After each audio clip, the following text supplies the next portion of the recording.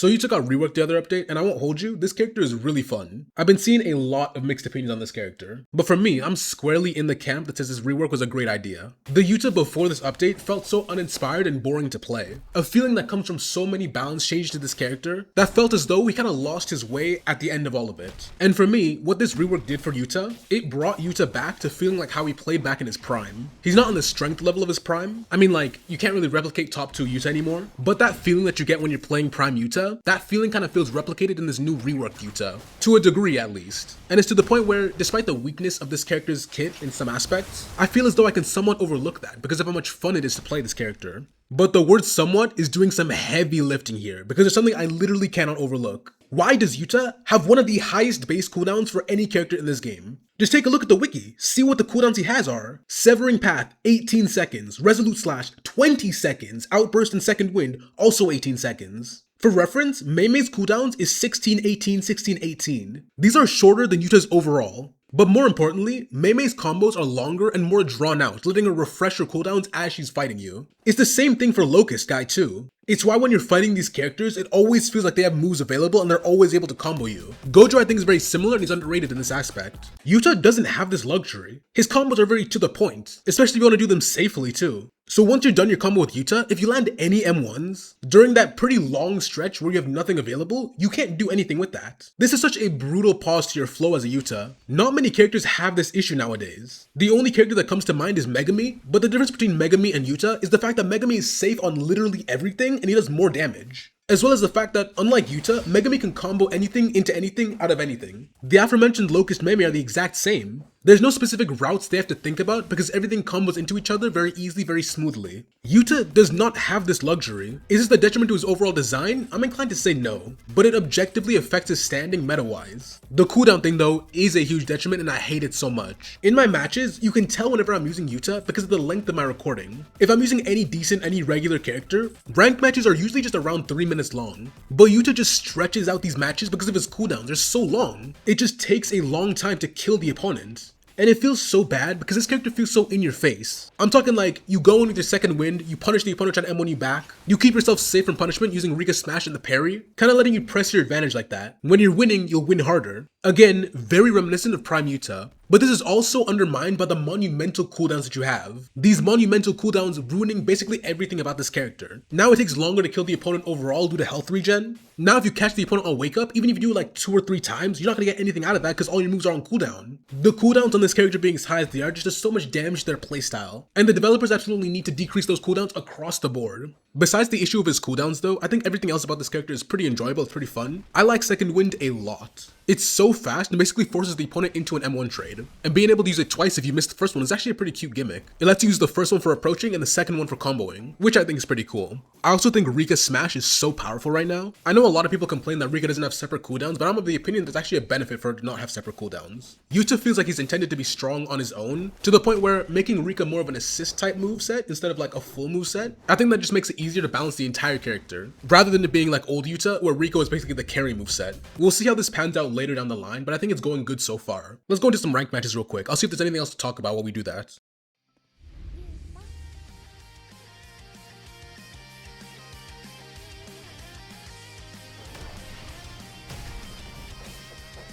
Okay, right away you can see, Second Wind is just a really good move. This move goes so far and it combo starts really well. It caught them in the middle of doing something and I got to start a combo off, but I messed up my Severing Path afterwards because I was trying to aim it the other way. The reason I aimed the other way is because this map has such a low ceiling like on the sides of the walls. So if I Severing Path and the opponent hit their head on the low ceiling of the wall, I was very afraid of a potential punish. So instinctively, I aimed the other way, trying to like bring the opponent that way, but the move doesn't function like that. The hitbox for Severing Path doesn't last long at all. And from what I can tell, this isn't like Haruta ambush or something. You can't turn this hitbox at all. Once the hitbox comes out, that's the direction it's locked to and you can't turn it despite what the animation of your character might look like. The move also has this ridiculous backwards hitbox to it. If I accidentally press my 1 and I want to aim it away from the opponent, if they're blocking, sometimes that backwards hitbox will clip their block and cause me to get punished. The bigger hitbox feels like it's supposed to be a quality of life thing, but it's hurt my gameplay more than it's helped. To me, it feels like the hitbox should just be reduced, and then the end lag on whiff should just be lowered.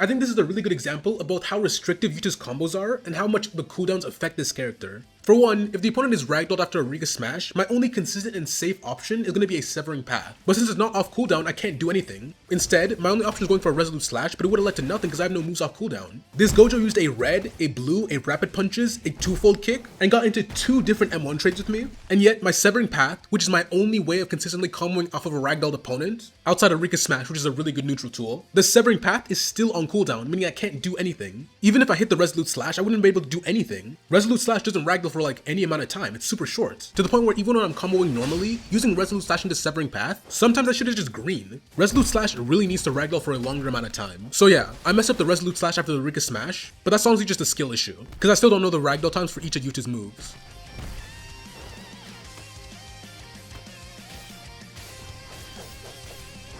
You can see that low roof try to mess the combo up. Second win is still elite though.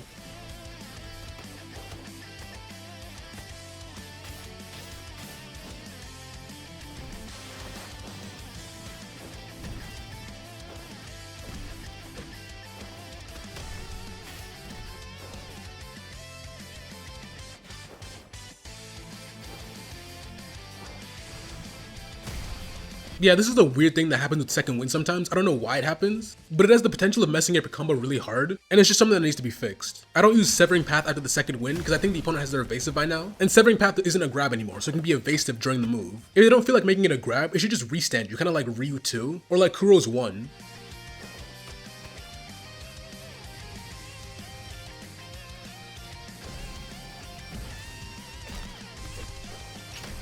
I don't know if I forgot to mention this in the intro, but they brought back Underground Rika Down Slam. It's kind of remixed, but it's still the same kind of concept, where you can't see the Rika until the Rika smash comes down. And I love that so much. It's my most favorite thing about Prime Yuta. Anyway, I got obliterated this first stock, but I promise I'll make a comeback. Outburst helping me out there a little bit. It didn't directly do anything, but for one, its damage goes through block, like I said before, and it helped kind of like mix up the timing from M1, sort of throwing the opponent off.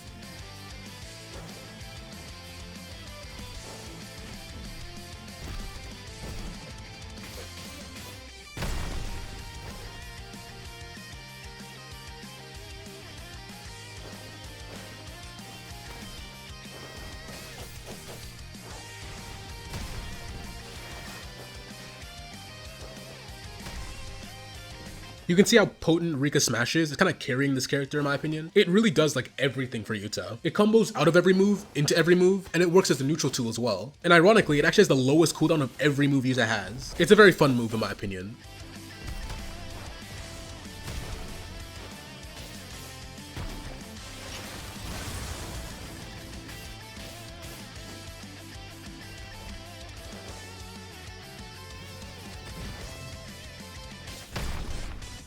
Good second stock, not really much to talk about there.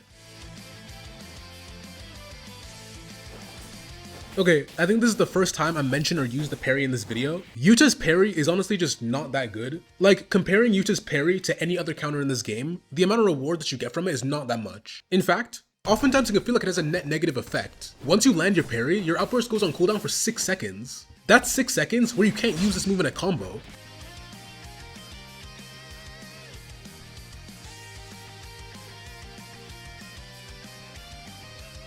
So if you do manage to win an M1 trade after you hit your parry, sometimes you won't even have your outburst available. That's another cooldown for Yuta that really needs to be reduced. Just lowering the cooldown will give it a ton of value.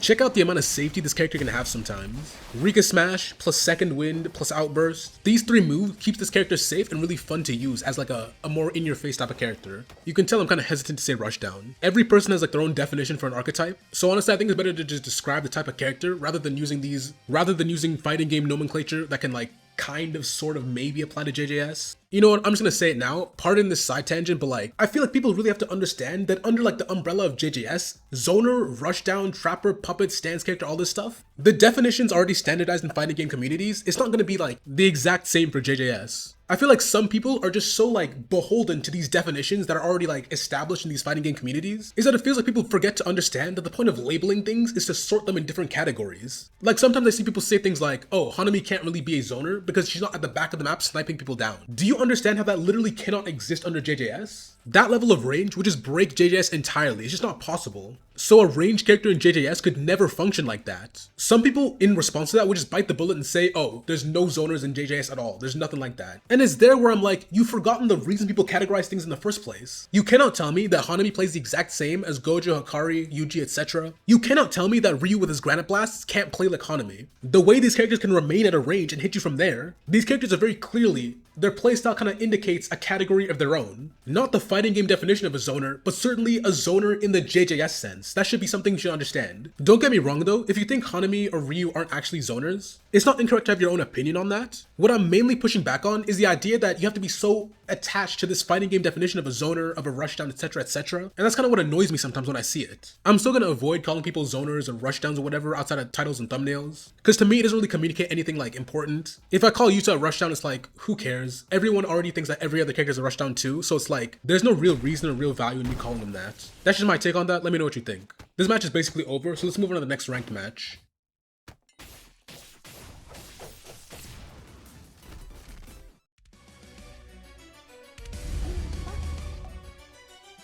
This is kind of random, but like, does anyone think Yuta's sword swings kind of sound like sonic rings? I swear it does, like listen closely.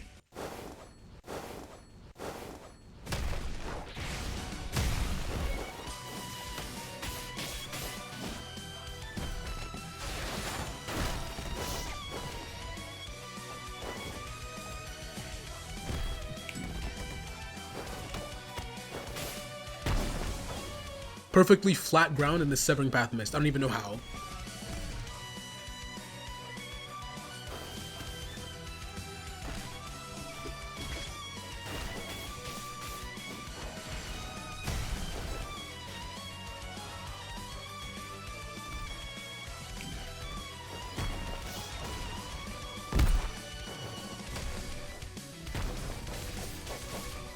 He got stuck in the ground there, which didn't let me combo extend like properly with Severing Path. This is just a thing with the sewers map and this green base plate map. Correct me if I'm wrong, I don't know if this is the case, but like, those two maps, they both have two layers of blocks on top of one another. And because there's no destruction enabled, what happens is that people get stuck in the floor constantly. I swear that every time you down slam someone, they get stuck in the floor. It just feels like every single ranked match has like a little issue with it that just makes it super annoying to fight in. You'll see, like, following this entire match, he gets constantly stuck in the floor so many times. It ruins so many combos, especially with Yuta, who kind of relies on it. It sucks, bro, I hate it. Oh yeah, I didn't talk about the Black Flash at all in this video. I mean, it's fine, it's not too bad.